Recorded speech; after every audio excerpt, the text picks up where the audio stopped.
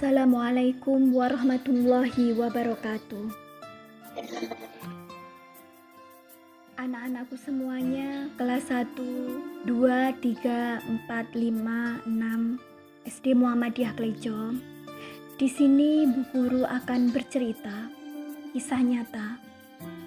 Semoga dengan Bu Guru bercerita ini kalian lebih berbakti kepada orang tua kalian, lebih semangat untuk cita-cita kalian, dan membanggakan untuk orang tua kalian. Judulnya adalah Anak Pemulung Menjadi Dokter Spesialis Kanker. 18 tahun lalu adalah hari terberat yang pernah ada dalam hidup Anjali, seorang anak gadis yang hidup dalam kemiskinan. Tinggal di bantaran kali dengan rumah terbuat dari kardus, harus rela melepaskan kepergian sang ibu tercinta. Ia sangat mencintai ibunya lebih dari apapun. Tak pernah sepatah kata pun ia membantah perintah ibunya. Baginya, ibu adalah jantung kehidupannya. Ibunya pun sangat mencintainya lebih dari apapun. Terbukti dengan bagaimana Ibu Anjali berusaha bekerja siang malam, mengelilingi kota memulung sampah, botol, dan kardus-kardus bekas yang ada dijual demi sesuap nasi dan menyekolahkan Anjali.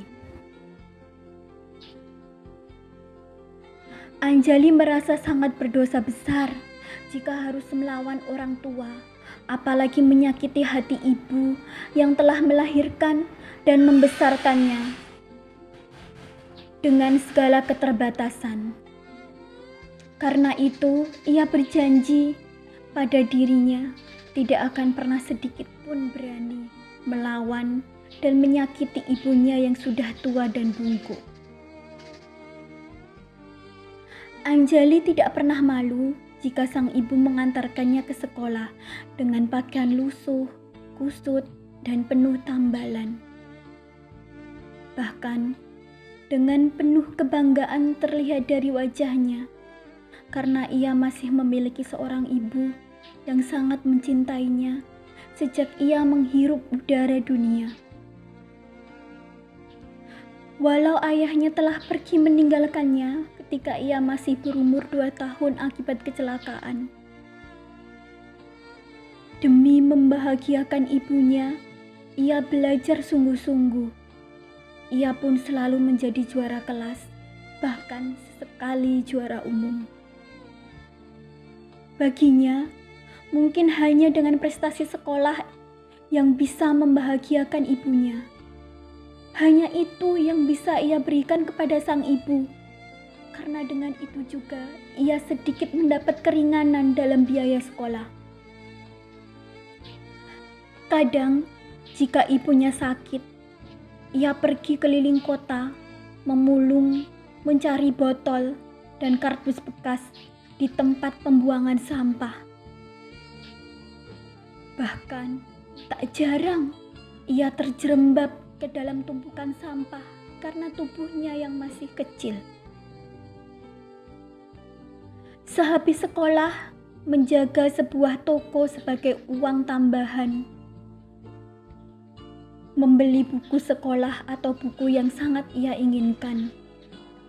Baginya, dengan berusaha dan bekerja keraslah keinginannya akan tercapai. Ia sangat beruntung memiliki orang tua yang peduli akan pendidikan anaknya. Ia kadang sering menangis sendiri dalam malam gelap gulita. Sebelum azan subuh, ia selalu terpikirkan dengan anak-anak yang senasib dengannya, yang hidup jauh di bawah garis kemiskinan, namun hanya ia yang mampu sekolah.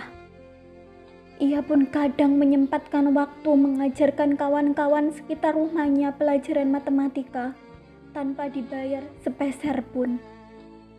Dengan begitu, ilmunya semakin melekat, berkah dan bermanfaat.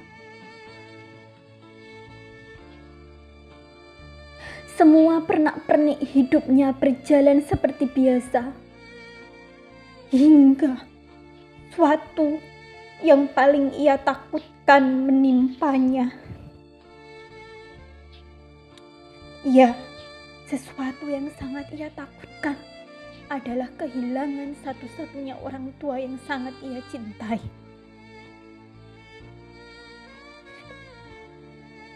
Yang sangat ia sayangi. Baginya, musibah terbesar dalam hidupnya adalah kehilangan ibu di usianya yang masih muda. Di saat ia akan menamatkan sekolah dasar. Ia ingin sekali ibunya melihat ia menjadi siswa terbaik seprovinsi dengan nilai yang tinggi dan masuk sekolah menengah pertama favorit di Jakarta. Karena Pemda Jakarta memberikan beasiswa penuh bagi 10 orang yang mampu mendapatkan nilai penuh dalam ujian nasional, yaitu semua nilai 10. Dan itu tinggal menunggu beberapa hari lagi setelah pengumuman kelulusan sekolah dasar. Namun takdir berkata lain, seakan-akan menantang harapan serta keinginannya itu, yang bahkan berusaha menyurutkan dan menghancurkan semangat gadis kecil itu untuk sekolah, melanjutkan ke SMP favorit. Karena satu-satunya alasan ia belajar sungguh-sungguh hanyalah untuk menyenangkan hati ibunya. Sebagai balasan atas jasa-jasa ibunya yang membanting tulang, berpeluh keringat, terbakar terik siang, dan bungkuk akibat memulung dan membawa beban berat. Ibunya meninggal bukanlah karena kecelakaan, serangan jantung atau kelaparan. Ibunya ternyata selama ini menyimpan rahasia pada Anjali. Ibunya selama ini menderita penyakit kanker serviks, kanker rahim, yang harapan untuk dapat disembuhkan sangat kecil, bahkan bisa dikatakan mustahil. Karena 98% penderita penyakit ini berakhir dengan kematian. Ia mengetahui itu dari pembicaraan rahasia ibu-ibu tetangganya, bahwa ibunya terkena penyakit kanker ketika ada tes kesehatan pos kesehatan keliling dari Pemda Jakarta. Ia terpukul karena rumah sakit di daerahnya belum memiliki pengobatan yang canggih untuk mengobati penyakit yang mematikan ini. Walaupun sebenarnya bisa dikirim ke rumah sakit yang lebih besar jika ada uang. Dan lebih terpukul lagi karena ia sadar ia bukanlah orang kaya yang bisa membayar segala macam pengobatan. Ia juga sadar apalah arti nyawa seorang pemulung di mata para dokter dan pemerintah. Hanya menghabiskan tenaga dan waktu serta uang pemerintah. Gadis kecil ini menangis sejadi-jadinya di tengah malam setelah ibunya dikuburkan di pemakaman orang-orang miskin yang sekedarnya. Ia limpahkan semua isi hati dan pikirannya pada Ilahi.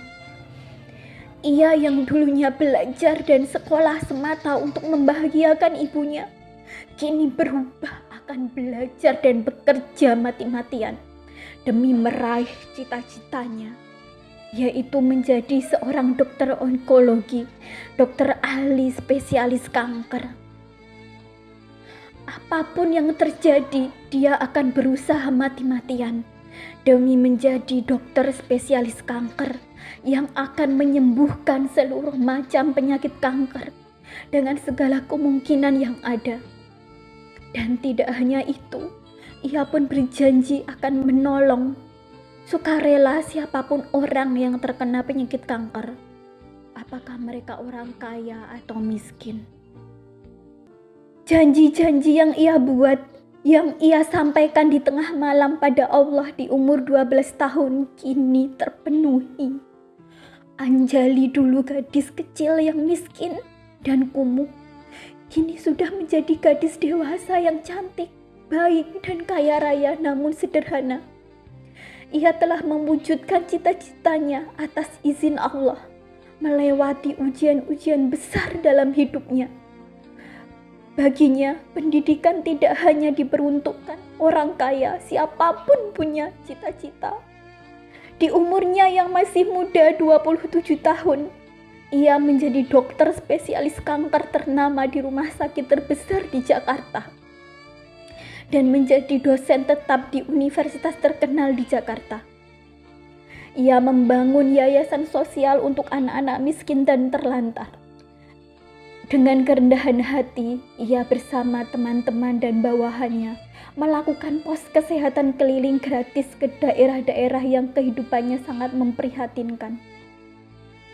Ia mampu menyelesaikan sarjana kedokterannya di universitas terkenal dan ternama di Jerman, bahkan menjadi wisudawan terbaik, dan banyak rumah sakit besar di Jerman menawarkan dirinya. Tapi ia lebih memilih tanah air yang telah membesarkannya, tempat ia dibesarkan bersama ibundanya tercinta, di mana banyak nyawa orang miskin yang terancam kematian tanpa pengorbanan.